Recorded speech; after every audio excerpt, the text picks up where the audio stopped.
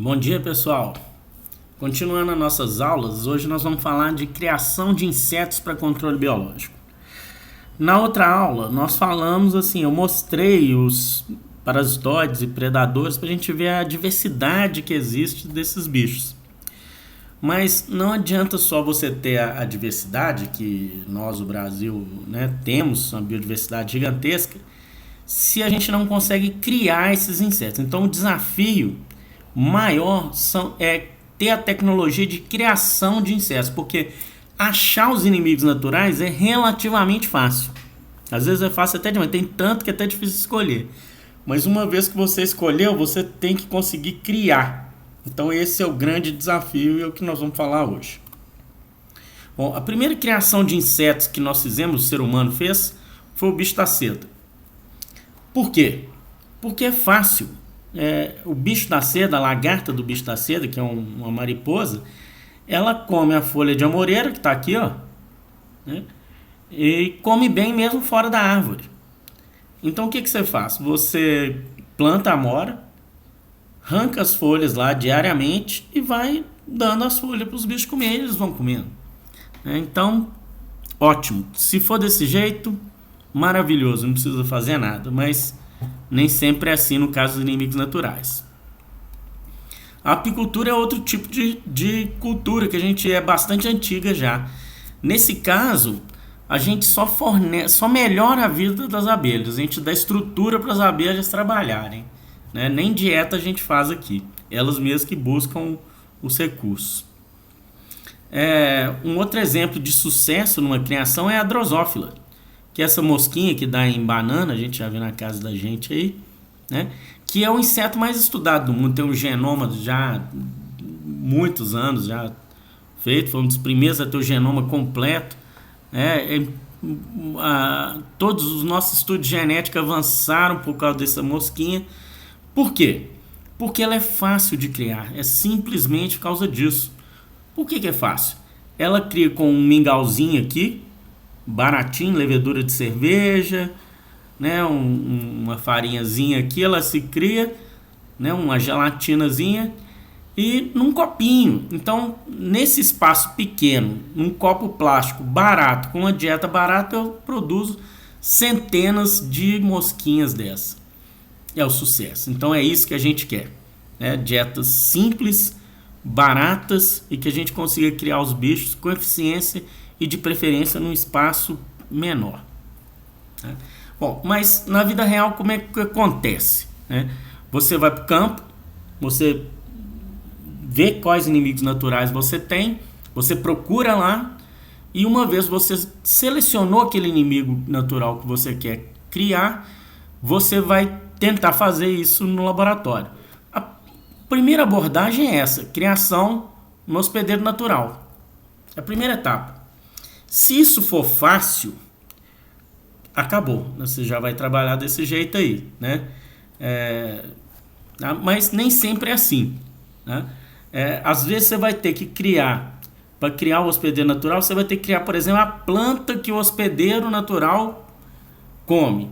Então você tem que cultivar essa planta para o bicho parasitar a planta e depois o seu inimigo natural entrar. Então, olha o espaço que se ocupa, por exemplo, numa sala, né? Um espaço gigantesco, né? Então, espaço, gente, é crítico. Você está pagando aluguel, você está pagando pessoal para trabalhar nisso aí. A sua produção não pode ficar cara demais. Nós já falamos aqui, como é que você vai convencer um produtor a pagar muito mais? Não pode ser o dobro que ele gasta com inseticida, não tem como. Senão a gente não vai conseguir que ele adote essa alternativa que a gente quer, né? Então, o mais comum de achar isso aqui é criação em hospedeiro alternativo, né? Ou então plantas alternativas. São plantas mais fáceis de cultivar, menores, ou são insetos que se criam em meio simples, como a drosófila lá que vocês viram, né? E com o passar do tempo, o ideal é a gente criar essa tecnologia, a dieta artificial, né, que nós vamos explicar depois. Bom, criação sobre hospedeiro natural, né? Nós vamos falar de uma aqui que vai ser do exercício. No exercício nós vamos falar de uma, que é a Cotésia flavips, e a Diatreia saccharoides. A Diatreia saccharoides é a broca da cana-de-açúcar. Então ela faz um buraco na cana e causa um dano ali que, além do dano físico do buraco que ela faz, ela abre espaço para bactérias, para você ter uma bactéria ali, você ter um fungo, né? Vai cair a produção de açúcar por causa disso. Então é uma praga bastante importante da cana-de-açúcar e que está sendo hoje no Brasil combatida através dessa cotésia, que é um himenóptero, um parasitoide, né? Por que a gente consegue? Qual que é um dos motivos do sucesso? É que ela se cria direto na diatreia. Tem jeito de você fazer uma dieta artificial para diatreia que funciona muito bem. Então vocês vão ver, eu coloquei um vídeo lá no Classroom sobre um pessoal que faz essa criação em laboratório, só para vocês terem uma ideia de como é que é.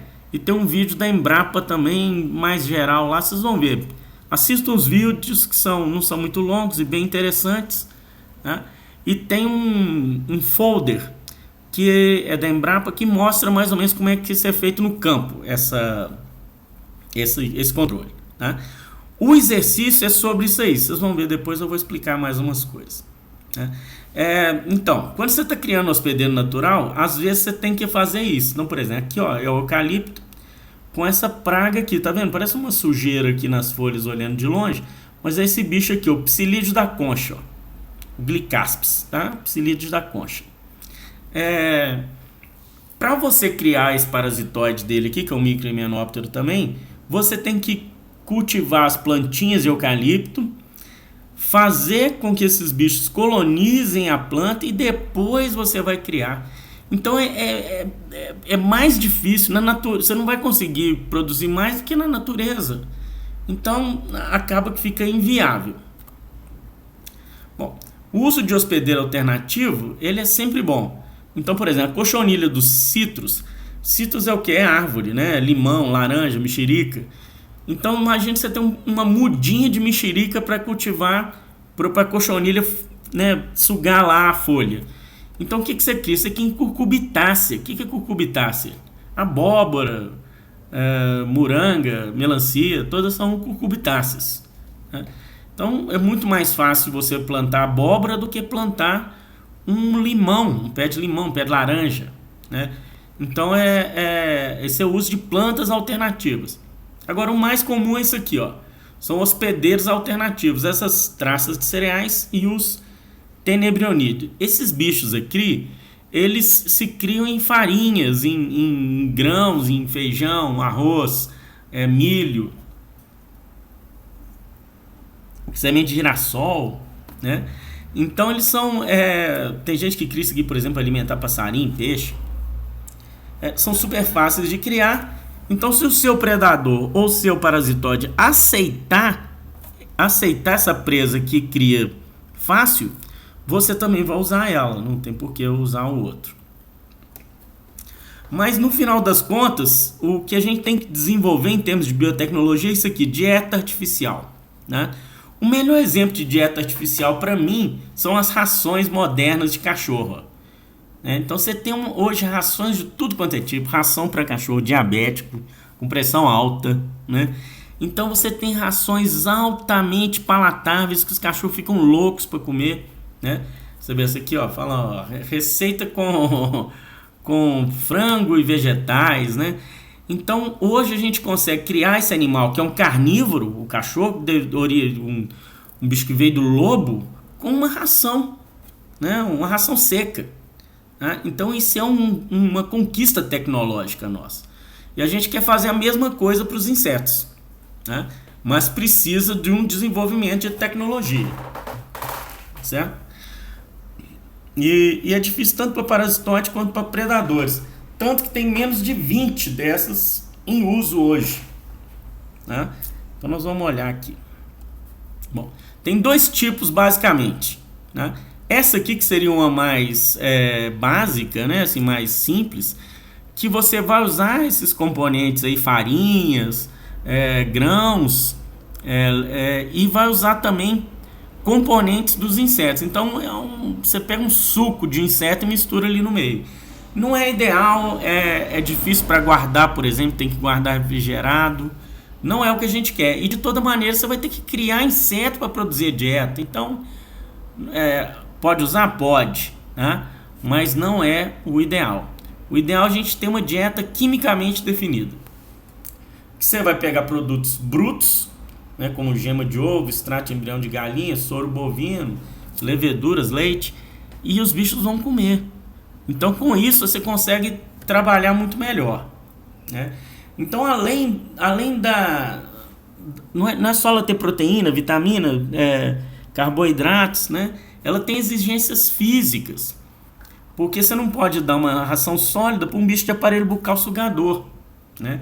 Então, por exemplo, para um bicho como um grilo ou então uma barata com aparelho bucal mastigador, você tem que dar um granulado em pó, né? Ou um pellet, por exemplo, que ele vai roer, né? Para fitófago e brocador, é dieta sólida, mas com alto teor de água, como se fosse uma massinha de modelar de criança, por exemplo, né? Então tem essas coisas aí que a gente tem que levar em conta. Dureza e textura, por exemplo, você pode colocar celulose ou argila para ficar duro. Um brocador desse aqui, por exemplo, ele quer a sensação de brocar, né? Então você põe celulose ou argila e ele vai comer, vai brocar ali, senão ele não vai querer, né? Esse teor de água você vai trabalhando com o tempo, né? E por aí vai, tá? Até a forma é importante, por exemplo, o bicudo algodoeiro aqui, ó, esse bicho, ele vai produzir o dobro de ovos se a dieta é oferecida em pedaço cilíndrico, ao invés da superfície plana. Como é que você sabe isso? Tentativa e erro, né? Então precisa de muito trabalho, muita gente trabalhando, mas no final vale a pena. Aqui são os componentes de dieta mais comuns: fontes de proteína, fontes de lipídio, né? Agentes, gelatinas, carboidratos, vitaminas, né? Essa composição ela vai ser de acordo com a performance, mas também vai ser de acordo com a economia.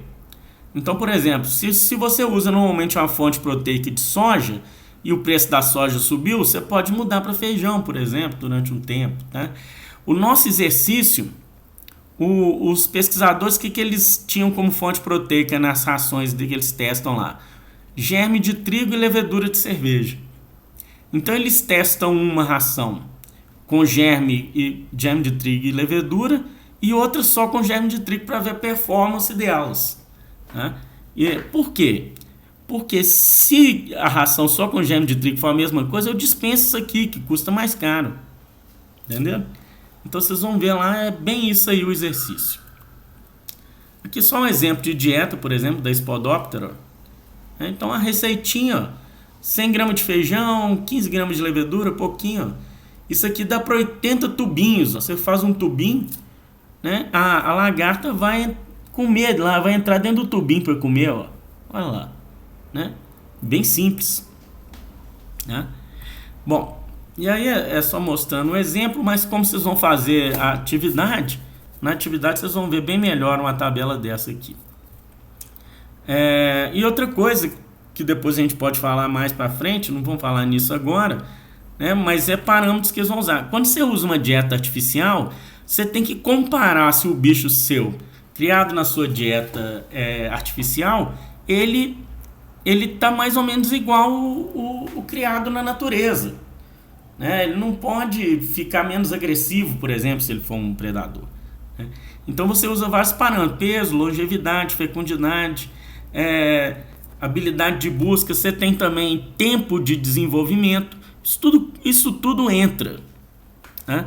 Então vocês vão ver que no artigo do exercício ele usa alguns parâmetros desses lá, né?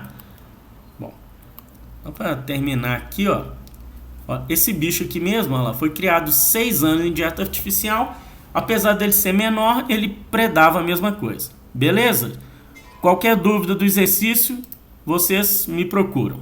Abração!